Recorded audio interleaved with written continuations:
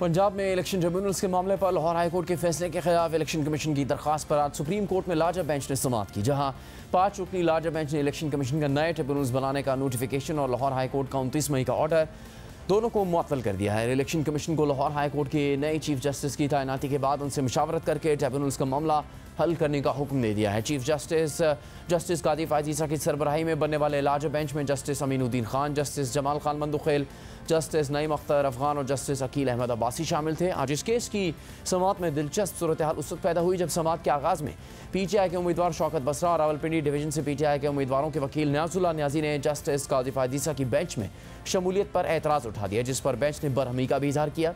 समाअत के दौरान न्याजुल्लाह न्याजी ने दरख्वास्त की कि हम अपना एतराज़ रिकॉर्ड पर लाना चाहते हैं, केस को किसी और बेंच में भेजा जाए। मेरे क्लाइंट का एतराज़ है कि चीफ जस्टिस कादी फायजीसा बेंच में ना बैठे। इस पर चीफ जस्टिस ने रिमार्क्स दिए कि आपका मौक़िफ़ सुन लिया है, आप तशरीफ़ रखें, बहुत हो गया, अब ये मामला पाकिस्तान बार काउंसिल को भेजेंगे। पहले दिन एतराज़ उठाने वाले को फरीक बनते वक्त किसी पर एतराज़ नहीं था। सुप्रीम कोर्ट को स्कैंडलाइज करने की बहुत कोशिशें हो गई, हम ऐसे रवैये पर कार्रवाई का कहेंगे। मैं 2 रुकनी बेंच में भी शामिल था, मगर तब एतराज़ नहीं किया गया। एतराज़ था तो पहले दिन ही एतराज़ उठाना चाहिए था। आज आकर ज़बानी बेंच पर एतराज़ कर दिया है। बेंच पर एतराज़ उठाकर हेडलाइंस बनवाना चाहते हैं। समाअत के दौरान जस्टिस जमाल खान मंदुखेल ने न्याजुल्लाह न्याजी से पूछा कि एतराज़ उठाने की क्या वजूहत में। इस पर न्याजुल्लाह न्याजी ने जवाब दिया कि हमें आप पर एतराज़ नहीं है, मैं 3 साल एडवोकेट जनरल के तौर पर चीफ जस्टिस के सामने पेश होता रहा हूँ। इस पर जस्टिस जमाल खान मंदुखेल ने रिमार्क्स दिए कि लोगों की ख्वाहिशात पर नहीं चल सकते, हमें कमेटी ने बेंच में डाला है, क्या हम यहाँ बेइज्जती करवाने के लिए बैठे हैं? हम 3 अरकान बेंच में बाद में शामिल हुए, बज़ाहिर एतराज़ मुझ पर भी है। इस पर न्याजुल्लाह न्याजी ने जवाब दिया कि पहली समाअत में हम फरीक नहीं थे, जो शख्स जेल में है उसका भी एतराज़ है, मैं अपने क्लाइंट के कहने पर एतराज़ कर रहा हूँ। इस पर जस्टिस कादी फायजीसा ने रिमार्क्स दिए कि जिस शख्स का आप जिक्र कर रहे हैं वो जेल से वीडियो लिंक पर पेश हो चुका है, जेल से पेश होने वाले ने बेंच पर कोई एतराज़ नहीं किया था। इस दौरान न्याजुल्लाह न्याजी ने कहा कि अदालत के सामने सारी बातें नहीं करना चाहता। इस पर जस्टिस कादी फायजीसा ने रिमार्क्स दिए कि जब एक शख्स बेंच बनाता था तब ठीक था। ठीक है, न्याजुल्लाह न्याजी की सियासी वाबस्तगियाँ है जिसका हम एहतराम करते हैं। सुप्रीम कोर्ट को स्कैंडलाइज करने वाले वकील का लाइसेंस मुअत्तल करेंगे। ऐसा नहीं हो सकता कि जो मुंह में आए वो कह दें, बस आप लोग केस ख़राब करना चाहते हैं। समाअत के दौरान जस्टिस कादी फायजीसा ने अपने ऊपर लगने वाले एतराज़ पर केस के मरकज़ी फ़रीक और पीटीआई के रहनुमा सलमान अकरम राजा से पूछा कि क्या आपने मुझ पर एतराज़ किया था। इस पर सलमान अकरम राजा ने जवाब दिया कि मैंने अपनी ज़ाती हैसियत में एतराज़ नहीं किया था। इस दौरान जस्टिस कादी फायजीसा ने रिमार्क्स दिए कि सुप्रीम कोर्ट को बहुत स्कैंडलाइज किया जा चुका है, अब बहुत हो चुका, क्यों ना न्याजुल्लाह न्याजी का केस डिसिप्लिनरी एक्शन के लिए पाकिस्तान बार को भेजें। न्याजुल्लाह न्याजी को जुज़वी रिलीफ भी मिला, लेकिन फिर भी एतराज़ कर रहे हैं। ये कहते हुए अदालत ने न्याजुल्लाह न्याजी का बेंच पर एतराज़ मुस्तरद कर दिया और केस पर इलेक्शन कमीशन के वकील से दलाइल तलब किए। इस दौरान जस्टिस अकील अहमद अब्बासी ने इलेक्शन कमीशन के वकील से पूछा कि आपने पहले कहा कि ट्रिब्यूनल के लिए 9 जजेस चाहिए, फिर आपने कहा हमें पैनल दें। इस पर जस्टिस जमाल खान मंदुखेल ने इलेक्शन कमीशन के वकील से पूछा कि आप chief justice Lahore high court से जजेस की फहरिस्त क्यों मांग रहे थे? आप chief justice Lahore high court को डिक्टेट नहीं कर सकते कि फ़लाँ जज दो। इस दौरान जस्टिस कादी फायजीसा ने रिमार्क्स दिए कि chief justice Lahore high court ही फैसला कर सकते थे कि कौन कौन से जज ट्रिब्यूनल के लिए दस्तयाब है। अब आपको कौन रोक रहा है? Chief justice Lahore high court से मिलकर मुशावरत क्यों नहीं करते? आपको chief justice Lahore high court के दिए गए नामों में से किसी पर एतराज़ था तो वजह बताते। आप वजह के साथ एतराज़ कर सकते थे कि फ़लाँ जज के भाई ने इंतखाब लड़ा है तो इसे ना तैनात करें। कई जजेस बैरून मुल्क हो सकते हैं, कुछ ज़ाती वजूहात पर शायद ट्रिब्यूनल में ना आते हों। मुतल्लिका चीफ जस्टिस को ही बेहतर इल्म होता है कि कौन कौन से जजेस दस्तयाब हैं। समाअत के दौरान जस्टिस अकील अहमद अब्बासी ने इलेक्शन कमीशन के वकील से कहा कि इलेक्शन कमीशन का 15 फरवरी का ख़त जमा करवाएं, वो बहुत ज़रूरी है। आपने पैनल मांगा था, इसका क्या मतलब है? इस दौरान जस्टिस जमाल खान मंदुखेल ने रिमार्क्स दिए कि अगर जजेस की फहरिस्त दरकार थी तो वेबसाइट से ले लेते।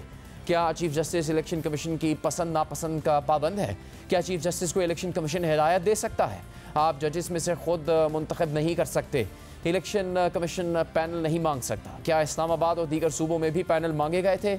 इस दौरान जस्टिस कादी फायजीसा ने इलेक्शन कमीशन के वकील से पूछा कि इलेक्शन कमीशन चीफ जस्टिस से मुलाकात करके मसला हल कर सकता था। इलेक्शन कमीशन अब chief justice Lahore high court से मुशावरत क्यों नहीं कर लेता? बताएं अभी मुशावरत में क्या रुकावट है? इस पर इलेक्शन कमीशन के वकील सिकंदर बशीर मोहम्मद ने जवाब दिया कि हमने मुलाकात के लिए ख़त लिखा है, लेकिन रजिस्ट्रार लाहौर हाई कोर्ट का अभी जवाब नहीं आया। जस्टिस कादी फायजीसा ने रिमार्क्स दिए कि इस पर चीफ जस्टिस और चीफ इलेक्शन कमिश्नर बैठकर मसला हल कर सकते हैं, इस मामले पर वक्त क्यों ज़ाया कर रहे हैं। इस दौरान जस्टिस अमीनुद्दीन खान ने रिमार्क्स दिए कि अगर तरमीम मंजूर हो जाए तो भी हाई कोर्ट के चीफ जस्टिस से मुशावरत लाजमी है। इस दौरान जस्टिस कादी फाइज ईसा ने कहा कि क्या election commission chief justice high court से मुलाकात पर तैयार है या नहीं। इस पर इलेक्शन कमीशन के वकील सिकंदर बशीर मोहम्मद ने जवाब दिया कि गुज़श्ता समाअत के बाद चीफ इलेक्शन कमिश्नर ने चीफ जस्टिस से मुलाकात के लिए ख़त लिखा था, लेकिन लाहौर हाई कोर्ट की जानिब से ख़त का जवाब नहीं दिया गया। इस दौरान जस्टिस जमाल खान बंदुखेल ने रिमार्क्स दिए कि चीफ जस्टिस को कहा जाता है कि किन इलाकों के लिए जजेस दरकार हैं तो लाहौर हाई कोर्ट फराहम कर देता। क्या लाजमी है कि मुल्तान के लिए लाहौर से जज जाए जबकि वहाँ पहले ही जज मौजूद हैं।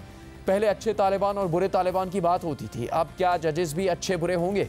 इस पर इलेक्शन कमीशन के वकील सिकंदर बशीर मोहम्मद ने जवाब दिया कि तमाम जजेस अच्छे हैं, सबका एहतराम करते हैं।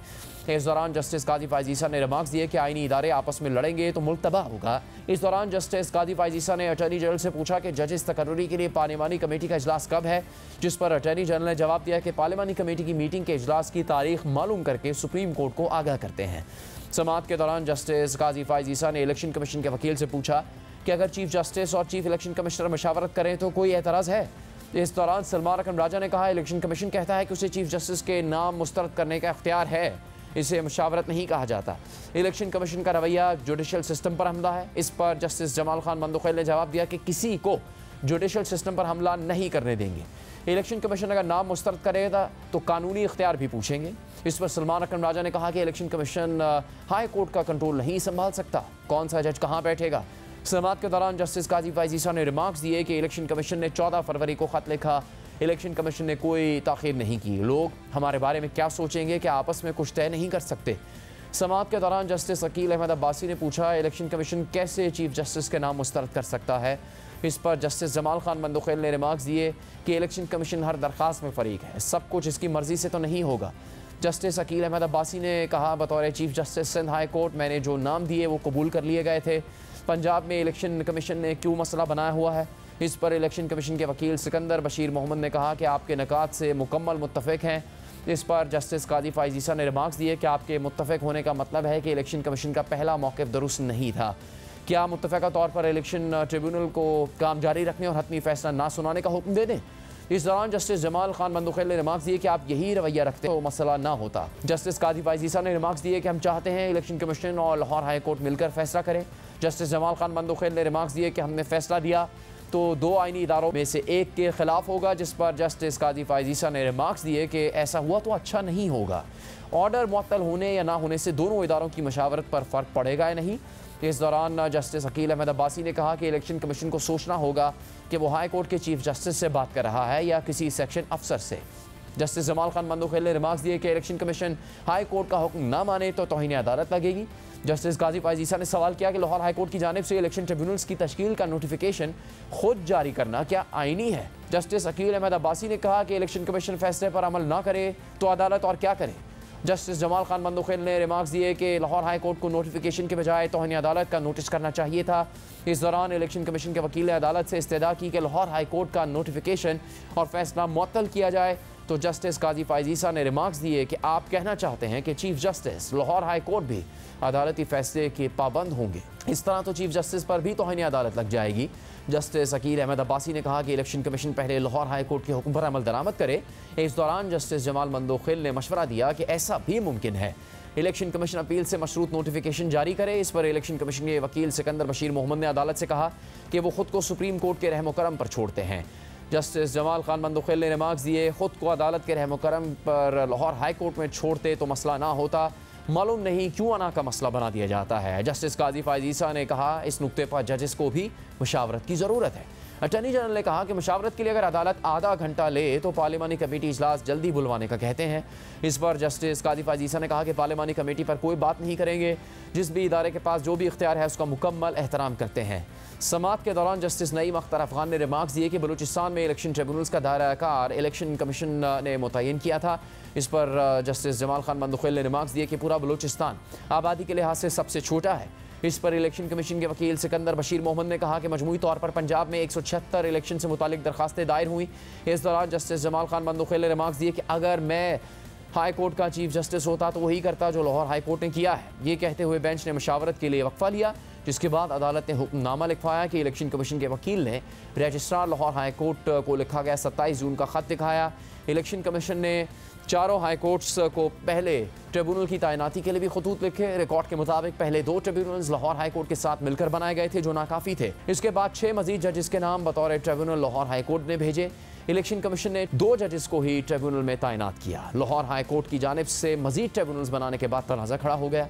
इलेक्शन कमीशन एक आइनी इदारा है। लाहौर हाई कोर्ट के चीफ जस्टिस भी एक आइनी इदारे के सरबराह हैं। लाहौर हाई कोर्ट के चीफ जस्टिस और इलेक्शन कमीशन के दरमियान इजलास नहीं हुआ।